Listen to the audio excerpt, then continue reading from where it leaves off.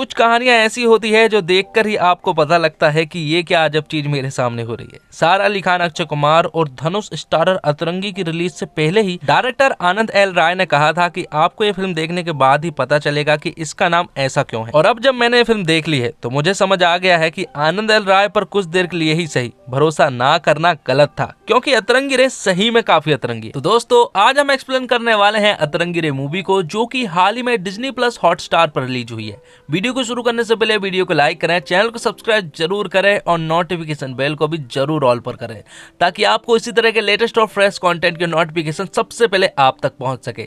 तो चलिए शुरू करते हैं आज का एक्सप्लेनेशन। मूवी की स्टार्टिंग में हम सबसे पहले सारा अली खान यानी कि रिंकू को देखते हैं, जो कि अपने घर से भाग रही होती है और उसे पकड़ने के लिए कुछ लोग उसके पीछे भी लगे हुए हैं और वह उसके घर वाले ही है। वह भागते भागते रेलवे स्टेशन पहुंचती है और इसी रेलवे स्टेशन में हम देखते हैं धनुष यानी कि बिशु को, और वह इस स्टेशन पर अपने दोस्त के साथ उतर रहा है। और जब वह उतर ही रहे होते हैं कि तभी रिंकू उनके सामने से भागती हुई नजर आती है और यहाँ पर उसके घर वाले भी पहुंच जाते हैं उसे पकड़ने के लिए, लेकिन रिंकू यहाँ पर उनके ऊपर बोतलें फेंकने लगती है। तो बिशु यहाँ पर रिंकू को अकेला देखकर उसे बचाने के लिए आगे बढ़ने लगता है, लेकिन तभी उसका दोस्त उससे कहता है कि ये बिहार है और यहाँ पर ऐसी चीजें होती रहती है। जिसके बाद वह वहाँ से चले जाते हैं और यहाँ पर रिंकू भी अपने घर वालों के सामने सरेंडर कर देती है। वह लोग रिंकू को अपने घर लेकर जाते हैं। आपको बता दूं रिंकू के माता पिता नहीं है और वह अपने नानी के घर रहती है, और यहाँ पर उनके नानी के घर वाले बहुत ज्यादा परेशान है रिंकू से, क्योंकि रिंकू ने अब तक घर से 21 बार भागने की कोशिश की है, लेकिन वह हर बार पकड़ी जाती है। रिंकू की नानी उससे कहती है कि आज तुम्हारे माता पिता का श्राद्ध था, और उससे उसके प्रेमी का नाम भी पूछती है, लेकिन हर बार की तरह रिंकू उन्हें कुछ नहीं बताती। और फिर क्या, हर बार की तरह रिंकू की नानी उसे चप्पलों से पेलना स्टार्ट कर देती है। रिंकू की नानी रिंकू से पूरी तरह से परेशान हो चुकी थी, इसलिए वह अपने घर वालों से कहती है कि 2 पैर पर चलता हुआ जिंदा आदमी, वह किसी भी धर्म का हो या फिर किसी भी जात का हो, उन्हें कोई मतलब नहीं, लेकिन वह सिर्फ बिहार से बाहर का होना चाहिए।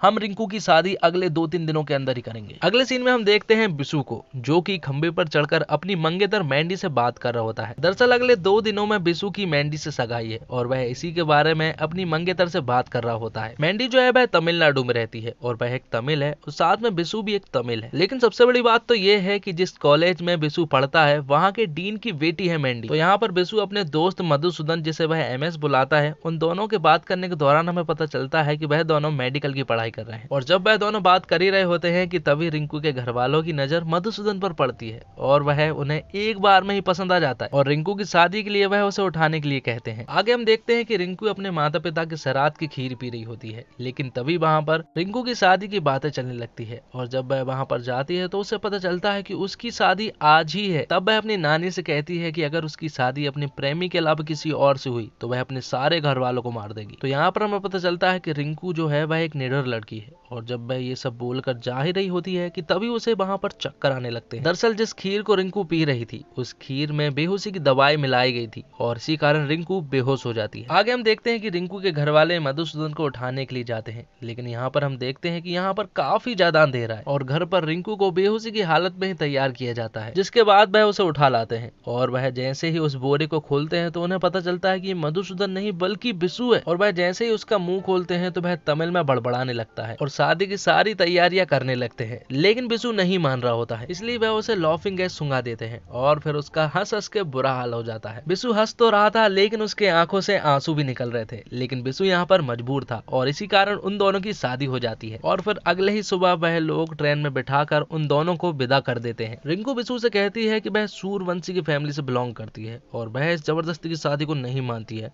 क्योंकि वह लोग तो स्वयंवर पर विश्वास करते हैं। तो बिशु से कहता है कि 2 दिन बाद उसकी सगाई है और ये बात जब उसके घर वालों को पता चलेगी तो उसके घर वाले उसे मार देंगे। तो फिर रिंकू उससे कहती है तो फिर ठीक है, दिल्ली पहुंचने के बाद तुम अपने रास्ते चले जाना और मैं अपने रास्ते चली जाऊंगी। इस बात के लिए बिशु भी एग्री करता है। जिसके बाद रिंकू बिशु से उसकी मंगेतर के बारे में पूछती है और फिर थोड़ी देर के बाद वह अपने प्रेमी के बारे में बताती है और साथ में वह अपने लवर का नाम भी बताती है, वो नाम जो किसी को भी आज तक उसने नहीं बताया था। रिंकू अपने प्रेमी का नाम बताती है सज्जाद अली खान, और वह दोनों ही एक दूसरे से काफी प्यार करते हैं। साथ में उन दोनों के साथ हम एक लड़की को भी देख पाते हैं। और आपको बता दूं सज्जाद एक मजीशियन है। ट्रेन से उतरने के बाद जब वह रिक्शा में बैठते हैं तो बिशु उससे उसके प्रेमी के बारे में पूछता है, जिस पर रिंकू उसे बताती है कि उसका बॉयफ्रेंड दक्षिण अफ्रीका गया हुआ है और वह 8-10 दिनों में आ जाएगा। अब अकेली लड़की को बिशु कहाँ पर छोड़ता है, इसलिए वह उसे अपने साथ बॉयज हॉस्टल ले आता है। और फिर थोड़ी देर के बाद बिशु ये सारी प्रॉब्लम अपने दोस्त मधुसूदन को बताता है और कहता है कि जब ये बात मैंडी और उसके घर वालों को पता चलेगी तो बहुत बड़ी प्रॉब्लम खड़ी हो जाएगी।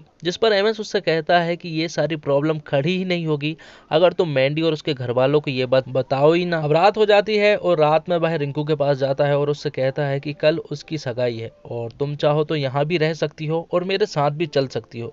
जिस पर रिंकू भी मान जाती है सगाई में साथ चलने के लिए। अब सीन शिफ्ट होता है और हम देखते हैं तमिलनाडु के सीन को, जहाँ पर आज बिसु और मैंडी की सगाई होने वाली है। लेकिन यहाँ पर पहुंचने के बाद रिंकू बिसु के साथ फ्लर्टिंग करना स्टार्ट कर देती है और यहाँ पर हम देख पाते हैं कि बिसु के अंदर शादी का गिल्ट खाया जा रहा था और इसलिए वह मधुसूदन से कहता है कि वह मैंडी को सब कुछ सच सच बता देगा। लेकिन एमएस उससे मना कर देता है कि तुम्हें कुछ भी नहीं बताना है वरना बहुत बड़ी प्रॉब्लम खड़ी हो जाएगी। और फिर आगे चकाचक सॉन्ग के दौरान फिल्म आगे बढ़ती है और इसी सॉन्ग के दौरान मैंडी के हाथों रिंकू और बिसु की एक शादी की क्लिप लग जाती है, जिसके कारण अब एक बहुत बड़ा बवाल खड़ा होने वाला था। मैंडी ये बात सबको बता देती है और वह जब ये बात अपने फादर को बताती है तो उनके बीच झगड़ा होने लगता है। एक तरफ सभी लोग झगड़ रहे थे, वहीं दूसरी तरफ एमएस और रिंकू बात कर रहे होते हैं। लेकिन तभी मैंडी के फादर की नजर रिंकू पर पड़ती है और वह तुरंत ही रिंकू को खींचते हुए बाहर लाते हैं और फिर बिसु जोर से चिल्ला देता है, जिसके कारण सभी लोग दूर हट जाते हैं। और फिर वह मैंडी के पिता के पास जाता है और उससे कहता है कि हमारी शादी जबरदस्ती जरूर हुई थी लेकिन ये मेरी पत्नी है इसलिए इसका हाथ छोड़ो। वह यहाँ पर मैंडी से भी माफी मांगता है। आगे हम देखते हैं कि बिसु काफी ज्यादा सैड लग रहा था। वह सैड जरूर था लेकिन अब वह कहीं ना कहीं रिंकू को पसंद करने लगा था। आगे जब वह हॉस्टल आ जाते हैं तो रिंकू उससे माफी मांगती है और उससे कहती है कि ये सब उसी की वजह से हुआ है और अब वही ये सब ठीक करेगी। वह मैंडी को ये बातें समझाएगी कि उनकी शादी जबरदस्ती हुई है। लेकिन बिसु नहीं चाह रहा था कि अब मैंडी के साथ उसकी शादी हो क्योंकि वह अब रिंकू को चाहने लगा था और वह यहाँ पर थोड़ा सा सैड हो जाता है और फिर तमिल लैंग्वेज में रिंकू से अपने प्यार का इजहार कर देता है। लेकिन वह तमिल लैंग्वेज में बोल रहा था इसलिए रिंकू को कुछ भी समझ नहीं आता है। थोड़ी देर बाद रिंकू बिसु को बताती है कि उसका बॉयफ्रेंड बाहर इंतजार कर रहा है, इसलिए वह तुरंत ही दौड़ते हुए बाहर चली जाती है। अगले सीन में हम देखते हैं अक्षय कुमार यानी कि सज्जाद अली खान को, जो कि रिंकू का लवर है। वह एक दूसरे को काफी अच्छी तरीके से समझते हैं। थोड़ी देर के बाद बिसु एमएस से कहता है कि वह रिंकू के बॉयफ्रेंड से नहीं मिल पाएगा। उससे कहता है ना कि वह सर्जरी में बिजी है, साथ में उसे ट्रेवल करने के लिए कुछ पैसों की जरूरत पड़ेगी तो उन्हें पैसे भी दे देना। जिसके बाद एमएस उससे कहता है कि उसके साथ उसे 5 साल हो चुके हैं। भले ही उसे तमिल नहीं आती हो लेकिन प्यार के इजहार से कहे हुए शब्द उसे बहुत अच्छे से समझ आते हैं। दरअसल जब बिसु ने रिंकू को प्रपोज किया था तब वहां पर एमएस भी खड़ा हुआ था और उसने ये सारी बातें सुन ली थी। यहाँ पर एमएस रिंकू से मिलने के लिए चला जाता है। वहीं दूसरी तरफ बिसु अपने मोबाइल को बार बार चेक कर रहा होता है। वह देखता है कि कहीं एमएस का उसके पास कोई मैसेज आया है नहीं। आगे हम देखते हैं कि रिंकू और सज्जाद मिलकर चाउमीन खा रहे होते हैं और साथ में मिलकर कुछ बातें भी कर रहे होते हैं।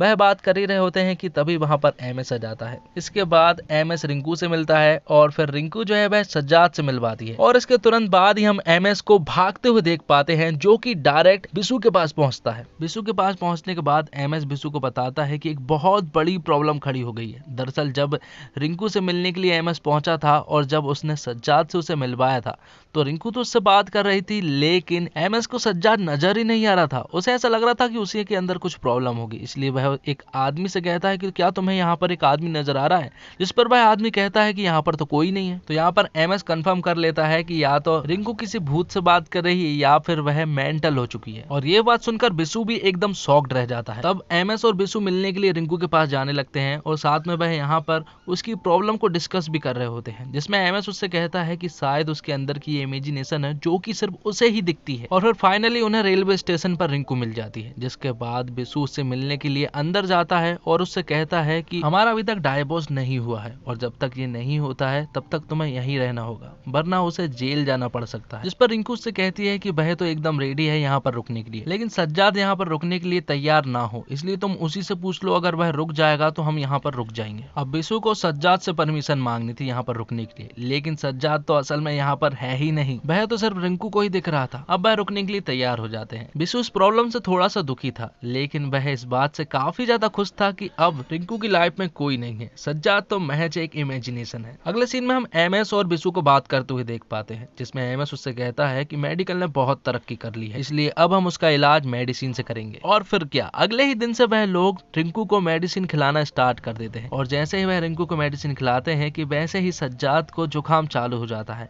और ये देखकर एमएस और बिसु को लगता है कि शायद मेडिसिन काम कर रही है। अगले कुछ सीन में हम ये देखते हैं कि जब जब रिंकू को एमएस और बिसु मेडिसिन खिलाते हैं तब तब सज्जाद के साथ कुछ ना कुछ बुरा होता है। लेकिन अब 1 महीना हो चुका था मेडिसिन खिलाते हुए, लेकिन अभी तक रिंकू के अंदर कोई भी बदलाव नहीं आ रहे थे। इसलिए वह समझ जाते हैं कि ये उनका प्लान फेल हो चुका है और मेडिसिन से तो उसका इलाज कतई नहीं हो सकता। और इसी कारण बिसु वहां पर काफी ज्यादा शराब पी लेता है। शराब पीने के बाद वह रिंकू के पास जाता है और फिर लिटिल लिटिल नाम के सॉन्ग के साथ फिल्म आगे बढ़ती है और उसी सॉन्ग के दौरान रिंकू जो है वह बिसु को किस कर लेती है और ये सब चीजें सज्जाद देख लेता है। वह यहाँ से तुरंत ही टेरेस पर जाता है और रिंकू से आत्महत्या करने को कहता है। दरअसल ये तो सिर्फ रिंकू को ही दिख रहा था, लेकिन किसी को भी सज्जाद नजर नहीं आ रहा था। सज्जाद उससे कहता है कि वह मुंह से आग निकाल सकता है और जेब से खरगोश निकाल सकता है। बिसु तुम्हारे लिए ऐसा क्या कर सकता है? जिस पर बिसु उससे कहता है कि वह तुम्हारे लिए बहुत कुछ कर सकता है। लेकिन तभी वह बोतल अपने सर में फोड़ने लगता है और उससे कहता है कि वह ये कर सकता है क्या, लेकिन सज्जाद उसे ये करता हुआ रोक सकता है। वह यहाँ पर काफी सारी बोतलें अपने सर पर फोड़ता है। अगले दिन हॉस्पिटल में बिसु से मिलने के लिए रिंकू आती है और उससे माफी मांगती है। साथ में वह उससे कहती है कि सज्जाद भी तुमसे माफी मांगना चाहता है। यहाँ पर सज्जाद भी उससे माफी मांगता है, जो कि सिर्फ रिंकू को ही दिख रहा था। एमएस और बिसु को बिल्कुल भी नजर नहीं आ रहा था। वह उससे माफी मांगता है और उससे कहता है कि वह उन्हें कुछ देना चाहता है। दरअसल वह सबके सामने ताजमहल को गायब करने वाला है और यही सरप्राइज वह बिसु को देने वाला है। इसलिए अब सभी लोग ताजमहल पहुंच जाते हैं और यहाँ पर एमएस के कहने पर 500-500 रुपए देकर भीड़ को इकट्ठी कर लिया जाता है और उनसे कहा जाता है कि जब भी वह लोग तालियां बजाएंगे तो उन्हें भी तालियां बजाना है और इसके बदले में उन्हें 500 रुपए दिए जाएंगे। इसके बाद सज्जाद ताजमहल को गायब करने लगता है और फिर जैसे ही वह उसे गायब करता है कि तभी भीड़ जो है वह तालियां बजाने लगती है। लेकिन रिंकू यहाँ पर देखती है कि ताजमहल गायब नहीं हुआ है और इसी कारण वह काफी ज्यादा सैड हो जाती है। अब हॉस्टल पहुंचने के बाद रिंकू बिसु से कहती है कि ताजमहल गायब नहीं हुआ था, लेकिन फिर भी लोगों ने तालियां क्यों बजाई? जिस पर बिसु से कहता है कि तुम मेरी पत्नी हो और जब तुम ताली बजाओगी तब मैं भी तालियां बजाऊंगा और जब मैं ताली बजाऊंगा तो वह सबसे तालियां बजवाएगा। अब उन दोनों के बीच में काफी ज्यादा फीलिंग बढ़ चुकी थी। लेकिन तभी सज्जाद उसे बुलाता है और रिंकू से कहता है कि अब वह तुम्हारा हीरो नहीं बचा है, क्योंकि तुम्हारा हीरो तो अब बिसु बन चुका है। और तभी वह अपनी हाथों की नस काट लेता है। अब बिसु को सज्जाद तो नजर नहीं आ रहा था, लेकिन वह फिर भी उसे उठाकर ऑपरेशन थिएटर में लेकर जाता है, जहाँ पर वह उसका इलाज तो नहीं कर पाते हैं। लेकिन वहां पर एमएस उससे कहता है कि हम रिंकू को ये कह देंगे कि हम सज्जाद को नहीं बचा सके और शायद क्या पता इसी के कारण उसकी इमेजिनेशन यहीं पर खत्म हो जाए। लेकिन जैसे ही बिसु बाहर जाता है तो वह रिंकू से कह देता है कि सज्जाद अब बिल्कुल ठीक है, तुम उससे जाकर मिल सकती हो। अब अगली सुबह रिंकू जब सज्जाद से मिलती है तो सज्जाद उससे कहता है कि वह अब जापान जाने वाला है एक मैजिक शो के दौरान। लेकिन तभी वहां पर बिसु आता है और उससे कहता है कि हमें डाइवोर्स पेपर्स पर साइन करने हैं, इसलिए हमें जल्द से जल्द कोर्ट जाना होगा।